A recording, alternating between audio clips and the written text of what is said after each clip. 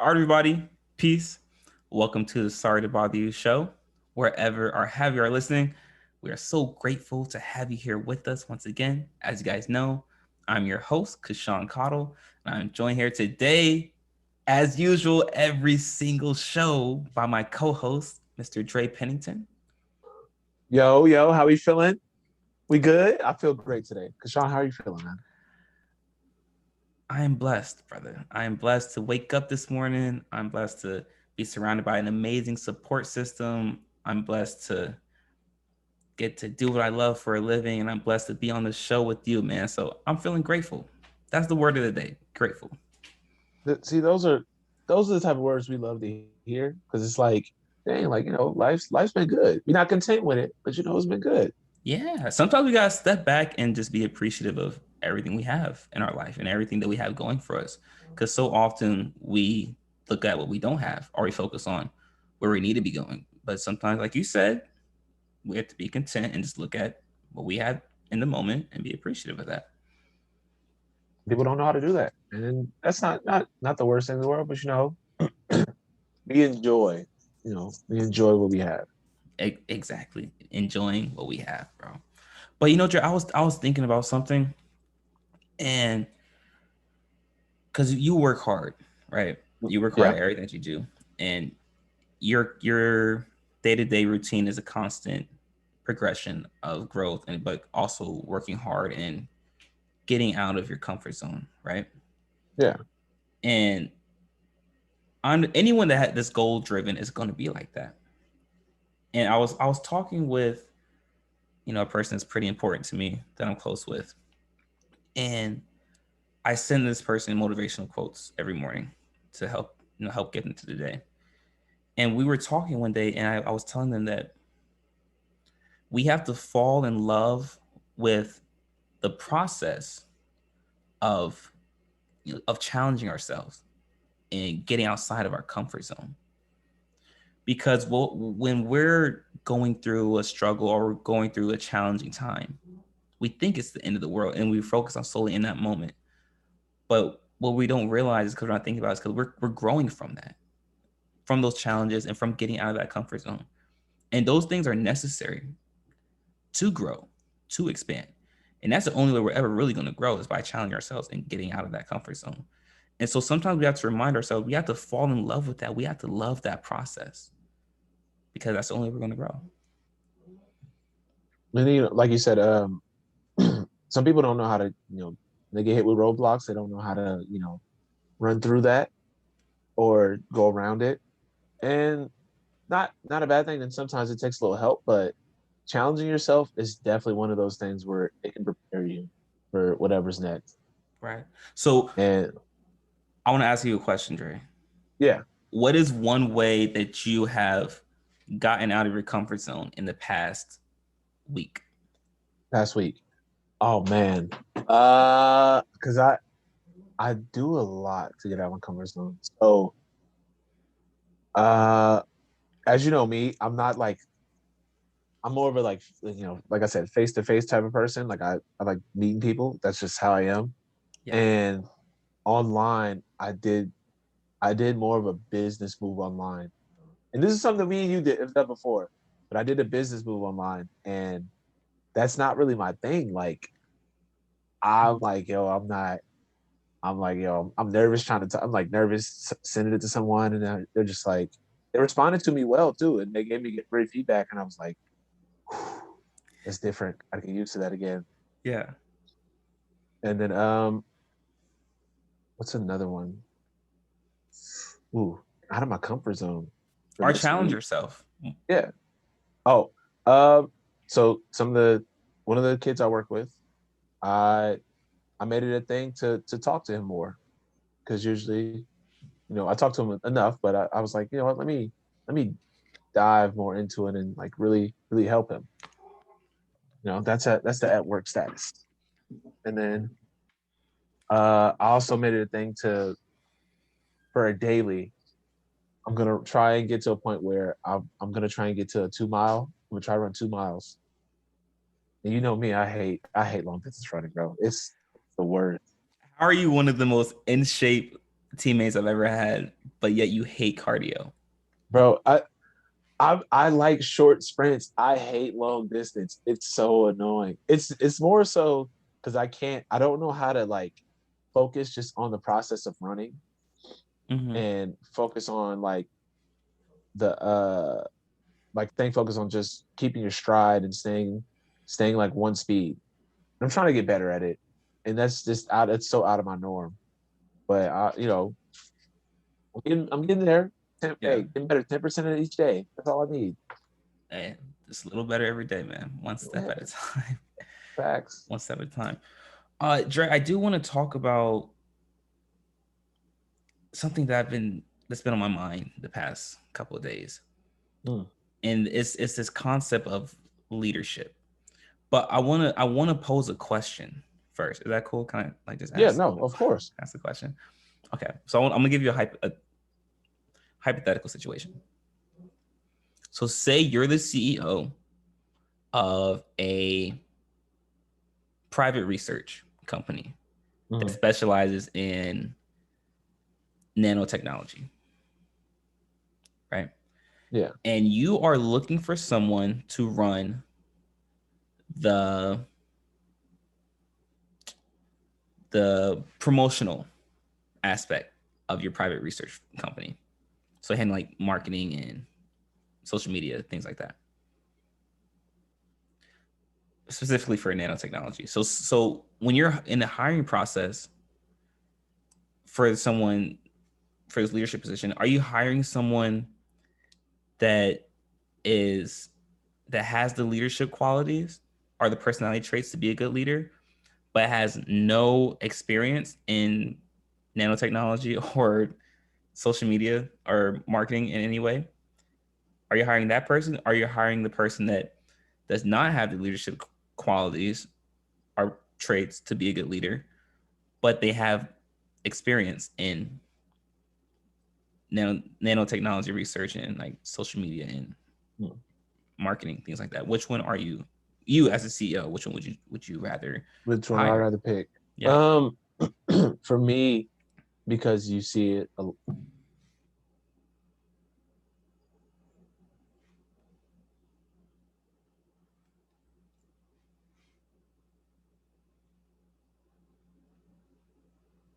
all of those other, all those like the the digital marketing and the. Hold on. You Oh, went did I go silent. blank? You went Okay, silent. hold Yeah, on. go back and say that.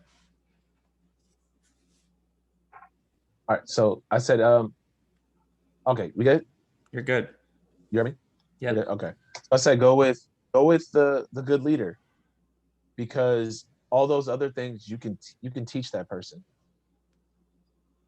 Like you can teach someone how to use social media. You can teach someone how to use like the digital, how to market or digital marketing, and a lot of that stuff is like a lot of that stuff people will learn on the fly, and they'll get better at it. But it's hard. It's hard to find good leaders, Yeah. especially with you like you said, nanotechnology, something that's like a department. It's hard to find someone who can grab a whole department and make them want to follow them. Those are hard leaders to find. Right. Right. And I agree with you, Dre. And we talked about this a little bit off the show, but uh, I heard a quote that said that if you're hiring somebody in a leader for a leadership position, you hire them based on their personality traits and their qualities that will make them a good leader, not on their experience. Because if you're in a leadership position, you don't have to have the experience for whatever field that you're working in. You just know how to you just have to know how to communicate and manage or lead people. But if you're hiring someone in a labor position, someone that's going to be working under the manager or someone in a leadership position, then you hire that person for their experience because quite frankly you could care less about their leadership qualities or their personality traits. You're hiring them for the work that they do. Does that make sense? Yeah, no, that's 100% makes sense. Yeah. And But go ahead. that's like how we were talking about the different types of leaderships and everything like that. Like if you can tell that someone's not a good fit as leader in some places, Yeah, I think as the person who's hiring, you probably should think about not hiring them. Yeah, and that's a good point. But when it comes to being a good leader, right? And I know you're going to talk about the different types of leaders, but the biggest thing when it comes to leadership is getting the most out of whoever's working under you or whoever your subordinates are, right? And Dre, what is the best way to get something out to get the most out of somebody? What do you think? Uh, uh, man, to me, and this is just me personally, the best way to get someone out of somebody is, man, it's not money because eventually Mm-mm. that burns them out. I'll tell you. I'll just tell you. Yeah. The best way to get something out, to get the most out of somebody, Okay. is to make that person feel like you care about them, right? So think about it. The people that you care about most in your life, you're willing to do any and everything for them, right? So as a leader, you have to get the people that's working under you to feel like you care about them. Now, we can get into an ethical concept of like whether you truly do or not. That's your prerogative. I personally feel like you genuinely do need to care, but if you want to fake it, you can. But I feel like you genuinely need to care about your subordinates and people that work under you. And once they know that you care about them, then you can get the most out of them and you can maximize the potential, which maximizes your earnings and makes the department successful. And Can, that is the biggest key is getting their subordinates to feel like you care about them or caring about them sincerely when it comes to leadership. yeah. And can you think of like any? I mean, if people even they just think about like the jobs that they've had. If I think about the jobs I had, the people I worked the hardest for was the people who like genuinely showed interest in me and genuinely showed me like like they cared for me, Yeah. and that's true. Yeah. Yeah. And but then Dre, so I want to know what you think, and then I'll give my Yeah. perception. Do you think great leaders are born, or do you think someone can be taught to be a great leader? Uh, I think finding the people who are born as great leaders, I think those are rare. Those are super rare. That's my God honest opinion. But I think great leaders can be made through trials. You put someone through the fire so many times, they know what they're doing and they know how to lead. Like they figure out how to lead just on the fly. Like man, that really tells the difference between people. How do they get out their trials? Okay. Okay. That makes sense. Yeah. I get what you're saying. Because so going through trials will make you more inept at being a good leader. I can Yeah. see that. And what's the thing? Iron sharpens iron. So like if you're a leader that you're already sharpened enough, you gotta get your subordinates. All right, I'm gonna get you guys ready. We're gonna figure this out. Like we're gonna go through this trial together. And I've already been through it, so I know what to do. I know how to get you guys through this. Mm-hmm.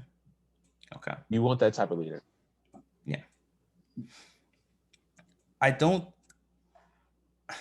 I so it's nuance to this.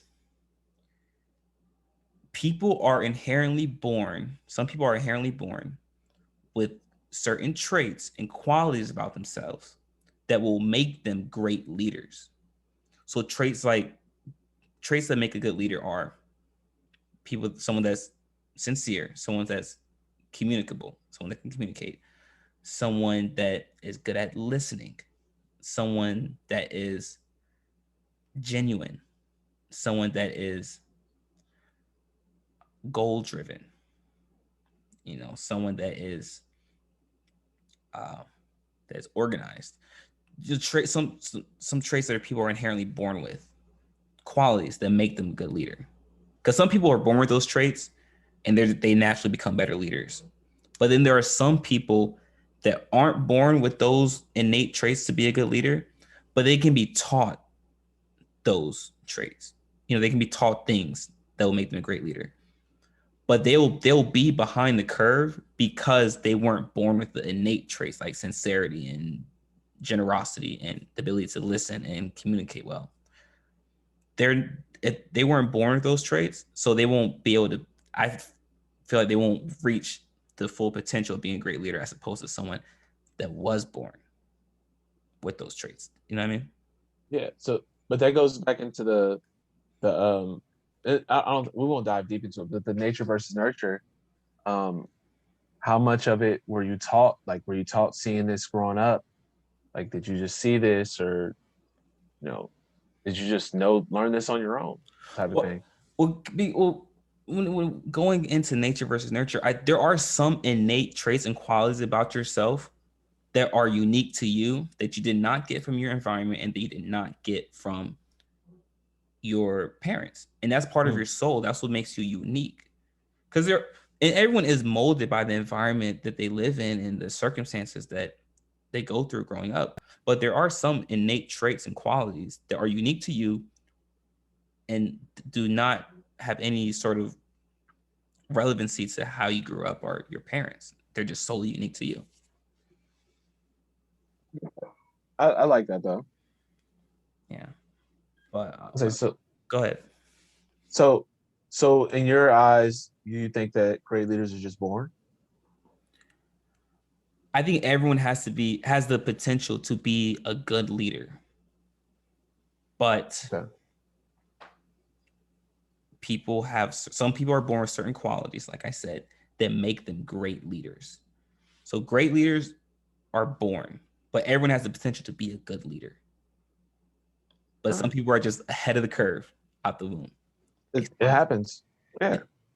But that's just like you in basketball. You're blessed with a talent to play basketball that other people weren't born with. And so you're naturally just ahead of that curve based on your talent level that you're born with. So I agree. I agree with some. I agree with that. Yeah. All But right. go ahead. No, no, no. You got it. You got it. I because we talked about communication a little bit as Yeah. well. I kind of want to get into that as well. Is that cool? Can we Ooh. talk about communication a little bit? As in leadership, or as in just like just communication on a date list in general. We can do leadership. Go ahead. Yeah, I'm sure. All right. Yeah, go ahead. So communication as leadership, if you're not clear and concise on what you're telling people, you will not be good. You will not be a good leader. I promise you. I've seen it. I've seen it so many times. If you are not like clear, concise, and like making it a point to the people you're talking to, or the people who are working for you, when they're confused after you guys like go to a meeting or have like a talk, or you like input new rules, those people are going to struggle, and they're going to look at you way differently as a leader. Yeah.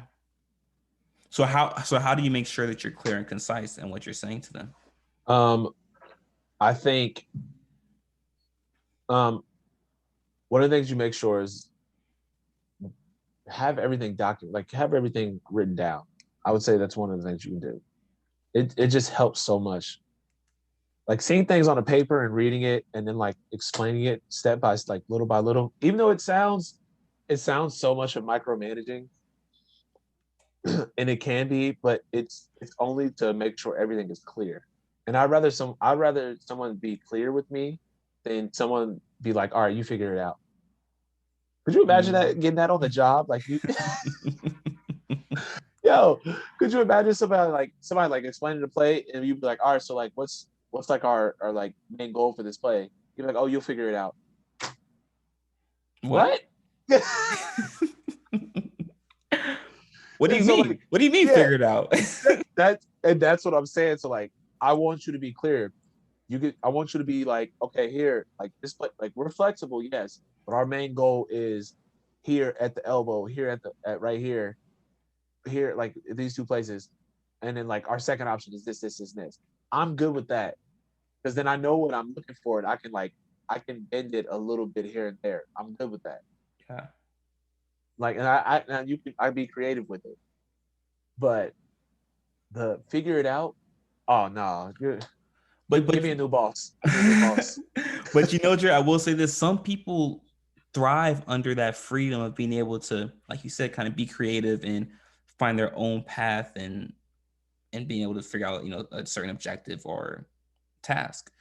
So as a leader though, someone in a leadership position, I you have to know who you're talking to and who you're speaking with as, as one of your employers. Yeah. Are you talking to someone that, like you said, likes to be micromanaged and likes A, B, C, D, and E, and this is how we're going to do it? Or are you talking to someone that likes the space? They like the space to figure it out for themselves. I think when you know who you're speaking with, you're able to get the most out of that person, and you have to be able to adjust as a great leader. I feel like. Yeah. So that's what like, and then that's a part of the communication is, and I think that's where you come in when you said, you have to care, help people that work for you know that you care, and Right. that's one of the points. It's like if you care, then you'll care to know, just the simple things, the small things, like a person's birthday, or you know, at least their name. I would hope that you would know someone's name. Oh my goodness, I would hope you know their name if you work with them. At least like know their name, a birthday, like like a hobby, one of the things they like, they might like, they really like. So it's just those type of things can show like, okay, I want to work for them. I think that they know me. Like I want to make sure that everything goes smoothly for them. Right. Exactly. Exactly. And it's hard to fake that though, because some people say as long as they think you care about them, then you're in the clear. It's very hard to fake that though, and people can feel. You just get a feeling of discernment when you know someone's not being sincere. So I think you do generally have to care about the people that are working for you in order to get the most out of them. Man, I think it, but there's a thin line with that, because if you see something like, imagining being in HR and they're like, and we're telling you this, like, oh, you have to care. You're gonna be like, bro, but I got to make those decisions of hiring and firing. Right.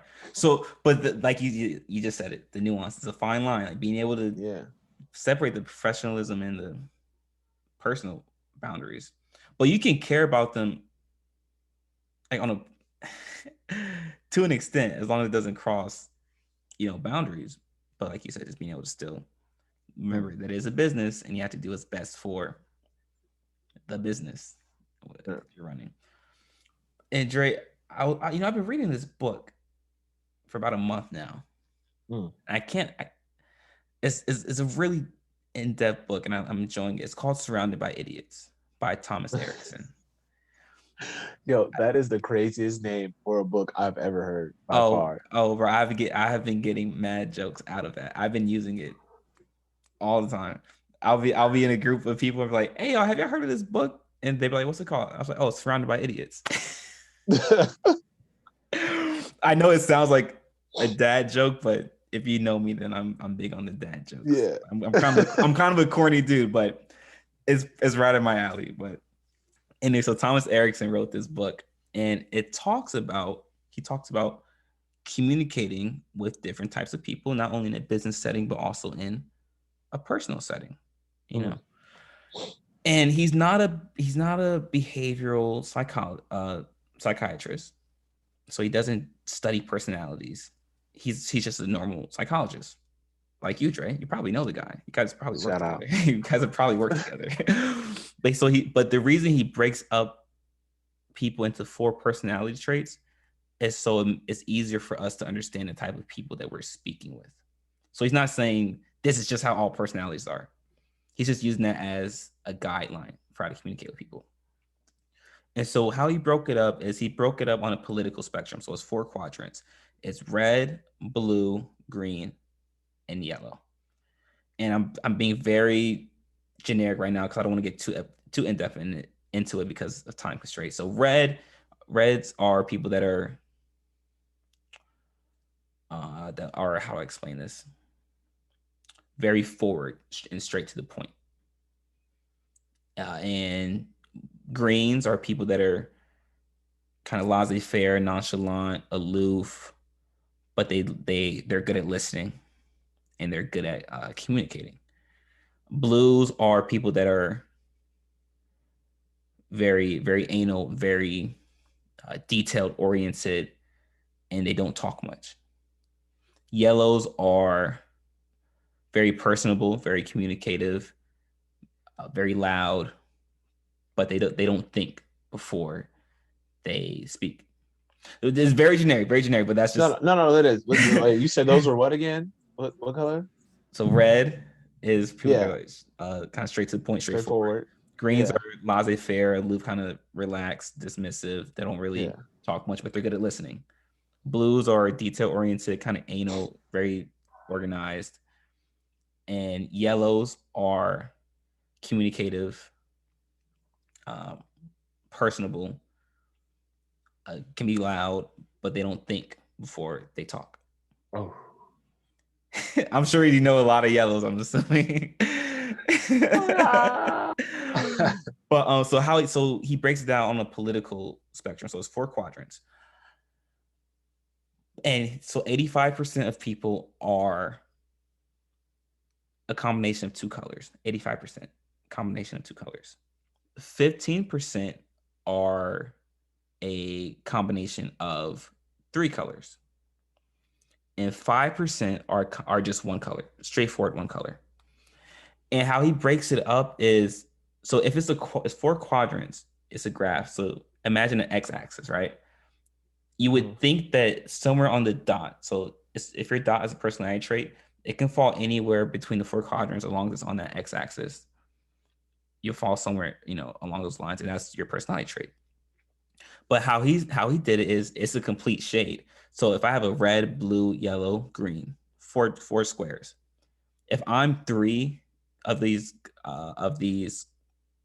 personality types, he's coloring in all the blue, coloring in all the green, and coloring in all the red completely. So I'm just all three, and there's just there's an empty yellow square. And I don't agree with that concept. And I know he's just doing that for the purpose of making it easier for us to understand the type of people they were dealing with.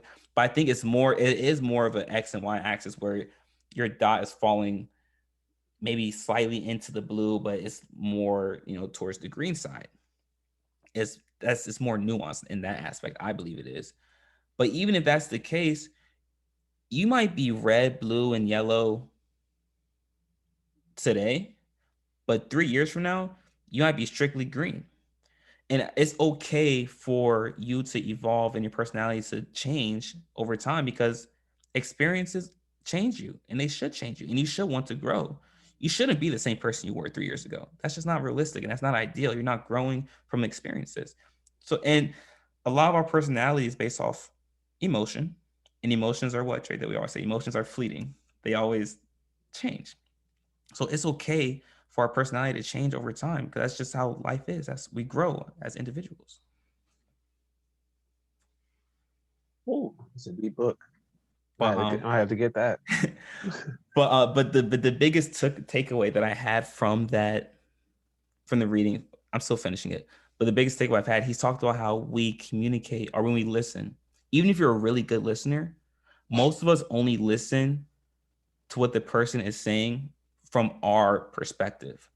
So say Dre, say you're talking and you're saying something, right? And I'm listening to you I'm really listening to you. I'm sincerely listening. I'm listening to what you said based from my perspective and my experiences. But what we have to do is I have to listen to what you're saying from your perspective, from your experience, and how you're perceiving it. Then I can truly understand what you're saying and how and what point you're trying to make. And we had that's a conscious effort we have to make, which means we have to be more attentive when we listen. And I thought that was just so poignant, and it was an amazing like concept that I just never thought about. That's the what was it? What they say? That's the listening with the intent, because most people they said listen with the intent of what was it called? Listening for the intent of to respond instead of listening of the intent of just listen. Mm. And that might go over some people's heads, because so uh yeah, that's the perfect that kind of that's I agree with that, because most times when I'm talking to someone, I'm like, well, this was my experience with it. This is all I can say for you. And it's just like, and then there are times when I have to step back. I'm like, wait, they didn't really want that. Let me sit here and like go back over that again. Let me listen to it, and I'm gonna just look at it from your point of view. Right. And that's hard. That's extremely hard. Right. It's Well, a conscious effort you have to make. yeah, that's what like, and in being honest, that's what a therapist does. Like that's what most therapists do. Yeah. Yeah. And that's why you have your certain friends you cannot go to about your certain problems. But speaking of friends, you have certain friends group that you go to for certain things. Yeah. But that's another topic that we can get Another into topic, another day. another day, right? but just that whole concept of like, because even if you feel like, because you can be a good listener, but you can still only understand or perceive what someone is saying from your perspective. So you almost have to put everything that you think about and what you know to the side while that person is talking, and you have to tell yourself, okay, where is Drake coming from right now? Why is he saying this? How has his past experience shaped his thoughts on that? And if I know that, then I can give a sincere response and actually have a more sustainable and valuable conversation with you. And I think but it's hard. I mean, anything new is going to be difficult, but it's a conscious effort that we have to do every day with every conversation that we have. I mean, but could you imagine doing that with? Because you're in a day, how many conversations do you think you have? Me, the introvert, or All right, I'll do me. I think about it from genuine conversations that I think I'll have in a day. This is just me because I'm actually very extrovert. I'm extroverted. you're very personable. Yeah. So it can be maybe 10 good conversations. And then my last 15, 20 minutes. Whew. That's good though. That's good. My battery will be drained, but that's good. Man, that ain't good. I'd be drained through the day. I'd be like, yo, I gotta go home. So, but I'm saying like those are the and you're list you have to listen with the intent of like, okay, let me look from this person's point of view. You actually have to know that person. Like you, in a sense, would have to know that person. And Yeah. that's hard. That's what I'm saying. Like, I don't know if you could do that with every conversation. Maybe not the casual conversations, but like you said, with the people that you care about are people that you work with. Yeah. But that's important because you want to know, the people you care about, you want to know where they're coming from in all aspects and all facets. Yeah. Yeah. That's why most times this is like one of the things that they used to tell me was when I was in class, this is literally in class, there was like, remember that not everyone is like you and not everyone grew up the same. Mm-hmm. So listen with the intent of listening. Yeah. I like that. And it's funny you say that, Dre, because people say that we're all, in some way, we're all similar. We're all the same. That might be the case, but I'm very unique to me, and you're unique to you, and everyone has a trait that is very unique to them. So embrace that. Once you embrace that, then you can truly be the person that you were meant to be. I'm kind of getting off on a tangent right now, but No, you're good. you have to embrace what's unique to you, and you have to find what that is and love it and own it and cherish it. Because if you don't, you're gonna spend your whole life wishing you're someone else or being in an identity crisis, and you're never going to reach your full potential. So embrace what's unique to you. Love that. I get like people trying to like, because people say like we're all the same to make us all like more congruent and more cohesive. You're very unique to you, Dre. You are a very unique individual, and you should cherish what makes you unique, and just like everyone else should. All right, I'm off my soapbox. Oh, okay. So with now, I think what do you think? What is your take on confidence? That's one thing I want to ask about. Okay. Do we have time to talk about this? Of course. We got time. Okay. All right. Confidence. Can I tell a story actually? Yeah, we love stories. I'm all with that. Story time. Okay, got you. So Dre, I remember this was back in 2019 before we went to the UK, before we started our professional basketball careers.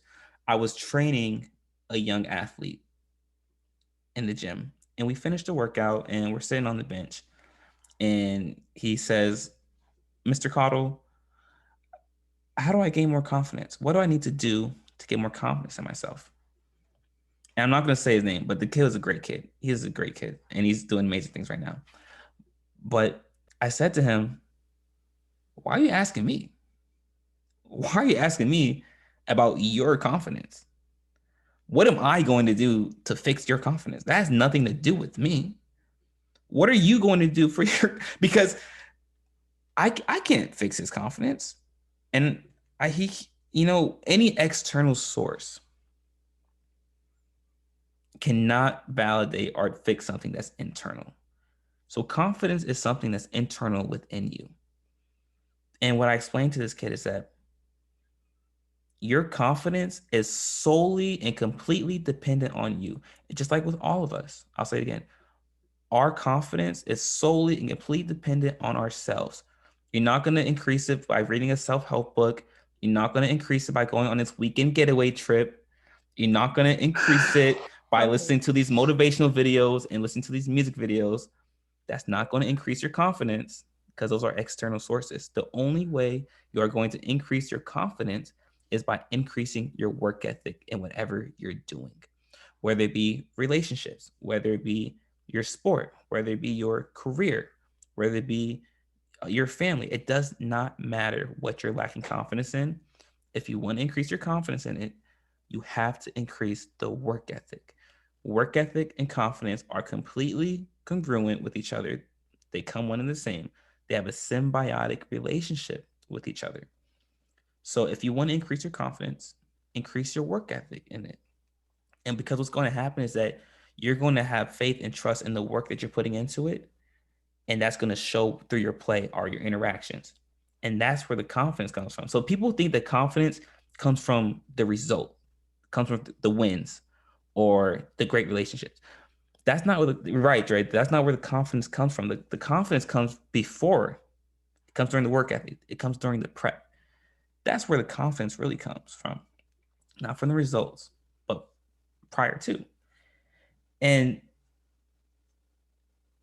you almost when you have true, and I want I wanted to talk about the social media aspect as well.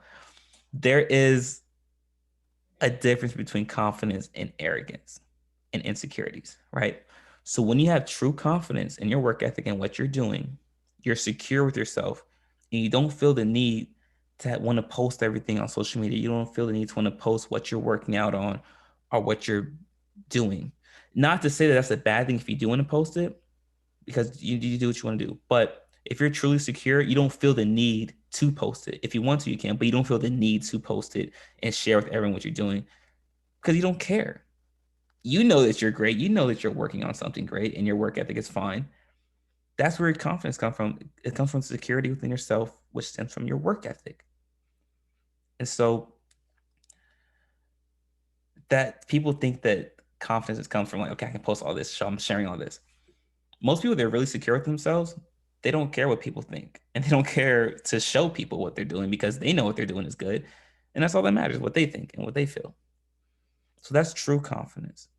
And you almost need a delusion of grandeur to be successful, because if you if you don't feel confident in yourself, you're not going to bet on yourself 10 out of 10 in every situation. No one else is going to. So if you're gonna bet on yourself 10 out of 10 every fucking time. Sorry, excuse my language. Every time. Every time. I have confidence in myself. You have confidence in yourself because of your work ethic. So I'm gonna bet on myself every time, because delusion of grandeur can take you places that you never would have thought of. So you have to bet on yourself every single time and have confidence in yourself because of the work ethic you're putting in until you get to where you need to be until you get to where you need to be. Because if you don't have confidence in yourself, which comes from your work ethic, so if you're not working hard, no one else is going to give you any credit. No one else is going to, believe in you. So believe in yourself. Fuck that. Sorry, excuse my language again, but fuck that. Believe in yourself. Believe in yourself and fuck what everyone else thinks. because you're gonna do what you need to do to get to where you need to get to. So confidence comes from work ethic. You work hard, you're gonna get more confident in it, and you're naturally gonna grow. So that's my stance on confidence. I respect that. I ain't gonna lie to you. One of the things that I remember people used to, like I found out, and someone has asked me before, like, yo, how can I get more confident? I'd be like, go to the gym. I literally say that. I'd be like, just go to the gym. Yeah. Like, why are I'm you like, asking me to fix your confidence? man, That's a you, not a you problem, but that's something that's within you. I can't fix that. man, I told someone, I said, I've never seen people who are the most confident people I've ever seen are the people who literally go to the gym and work on themselves. They are the most confident people I've ever seen. Exactly, Dre. And it's no mistake. People that are extremely successful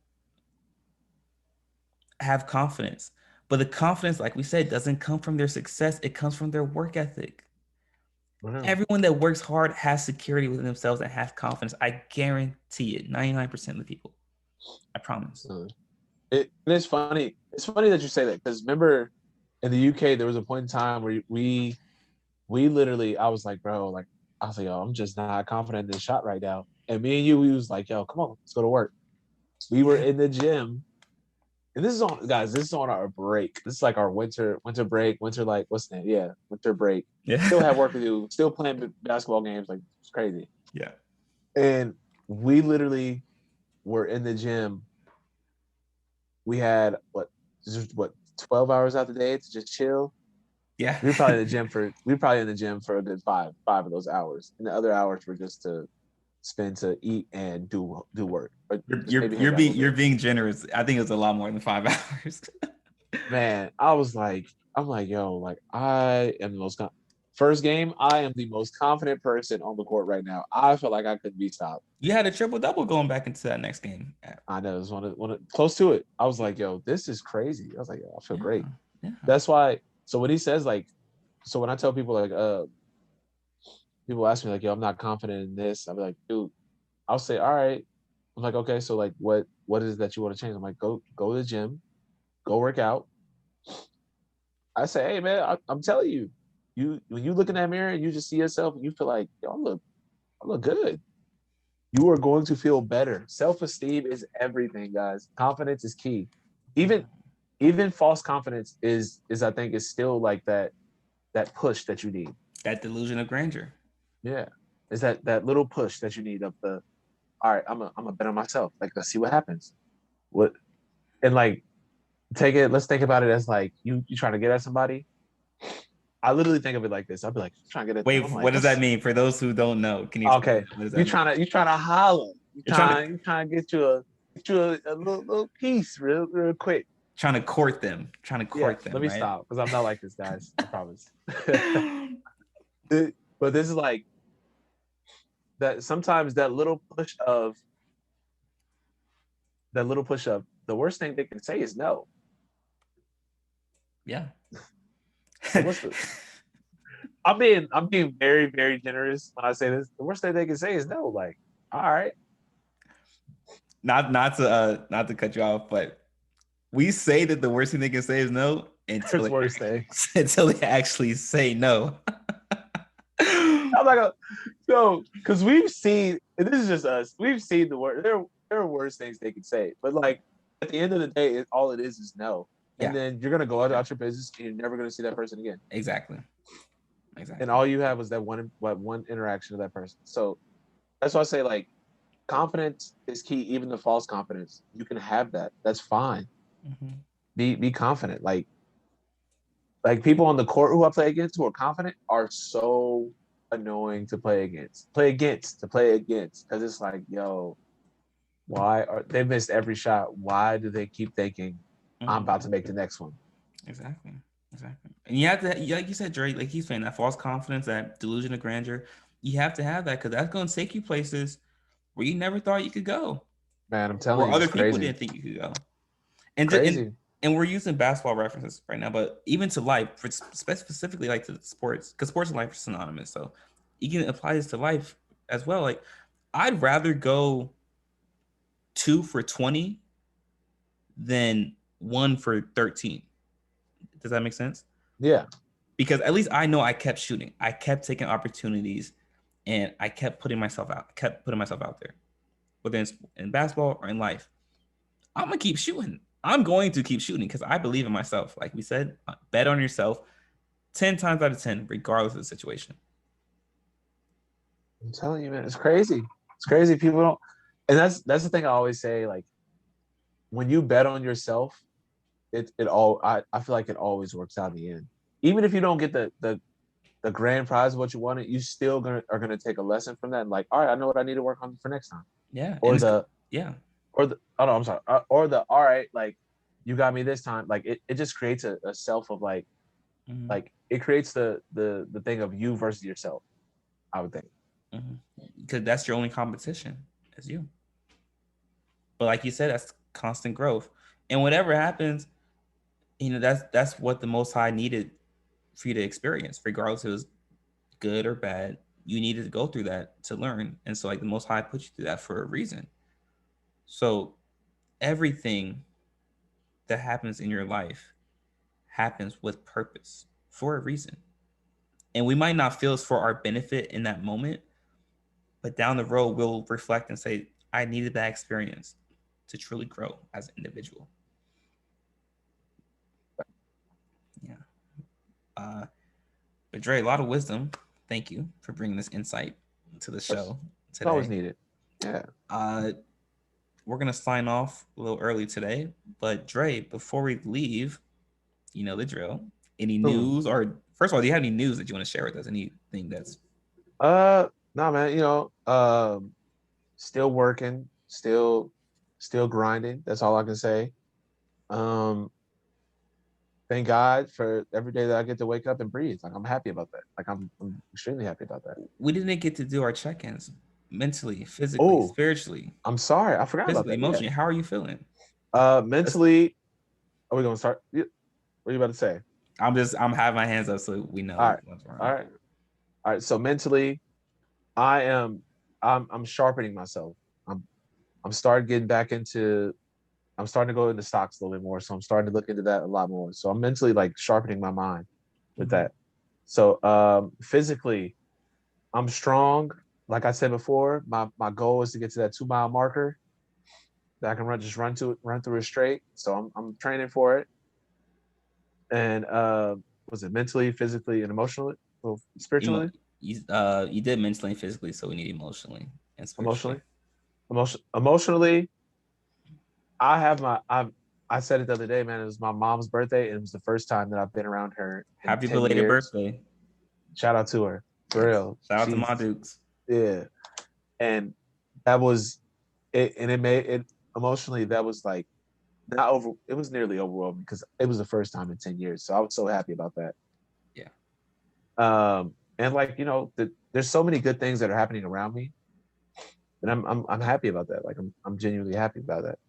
And then spiritually, like I said, I'm always battling. God is good for me every day though, and I love that any all the trials and tribulations come my way. I don't say this the why me anymore. I just say why not me. Mm-hmm. So Why I'm not? always good, especially spiritually. I'm always good in that aspect. Yeah. Nice. What Well about said. you, man? How we feeling? Okay.